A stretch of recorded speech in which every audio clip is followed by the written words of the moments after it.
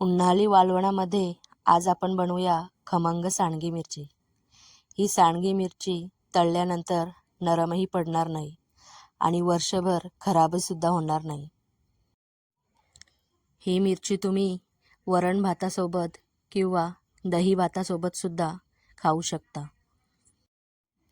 बऱ्याच जणांना जेवणासोबत चवीला तिखट झणझणीत हिरवी मिरची खायची सवय असते, पण बऱ्याच जणांना हिरव्या मिरचीचा हा तिखटपणा झेपत नाही।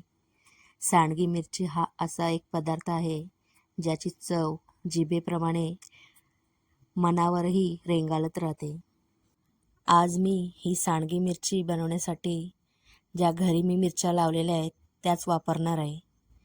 या मिरच्या बनवण्यासाठी आपण इथे धणे घेतलेले आहेत। धणे मी 4 मोठे चम्मच धणे घेतलेले आहेत। कढई गरम झालेली आहे छान अशी, याच्यामध्ये धणे भाजून घेणार आहे मी। या मिरचीसाठी तुम्ही रेडीमेडसुद्धा मसाला वापरू शकता। बाजारामध्ये तुम्हाला सांडगी मिरचीसाठी मसालासुद्धा मिळेल। इथे मी घरीच हा मसाला बनवणार आहे।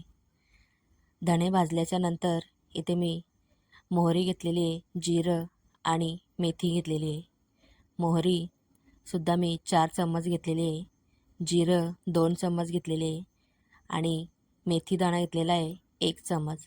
हे सुद्धा छान असं कढईमध्ये मंद आचेवर आपण भाजून घेणार आहोत। भाजून सर्व थंड करायचं आहे। त्याच्यानंतर मिक्सरच्या भांड्यामध्ये 1 चम्मच हळद घालायची आहे आणि 2 चम्मच मीठ घालून घ्यायचं आहे आणि हे पूर्णपणे असं पावडरप्रमाणे वाटून घ्यायचं आहे। इथे बघू शकता छान असं बारीक वाटून घेतलेलं आहे। याच्यामध्ये धणेसुद्धा घातलेले आहेत। हे वाटल्याच्या नंतर याच्यामध्ये आपण दही घालणार आहोत। इथे मिरच्या घेतलेल्या आहेत।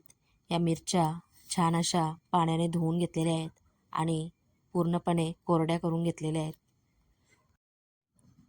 एका बाउलमध्ये आता हा मसाला मी काढलेला आहे।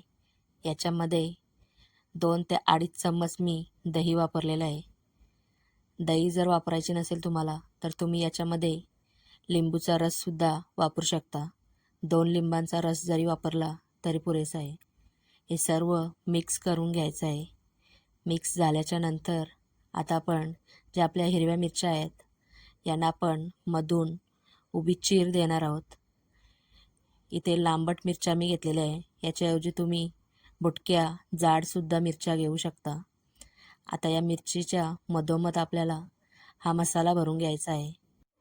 मिरचीमध्ये मसाला भरताना नेहमी रात्री हा मसाला भरायचा आणि रात्रभर ह्या मिरच्या अशाच फॅनखाली ठेवायच्या।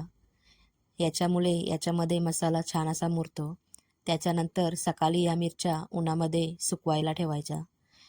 2 ते 3 दिवसानंतर छान अशा कडक मिरच्या या सुकून तयार होतात। इथे बघू शकता तुम्ही मिरच्या आपल्या सुकून छान अशा तयार झालेल्या आहेत। एकदम अशा कडक सुकलेल्या आहेत, सहज 2 तुकडे होतात। आता या मिरच्या आपण तेलामध्ये छान अशा खरपूस तळून घेऊ।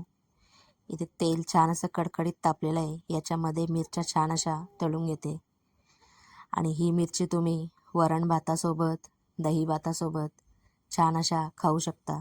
तर या उन्हाळ्यामध्ये नक्की करून पहा। आजची व्हिडिओ आवडली असेल तर या व्हिडिओला एक लाईक करा आणि ज्या हाईपचं बटन आहे ते सुद्धा प्रेस करा आणि आपल्या चॅनलवर जर तुम्ही पहिल्यांदा व्हिडिओ बघत असाल तर आपल्या चॅनलला सबस्क्राईब करा।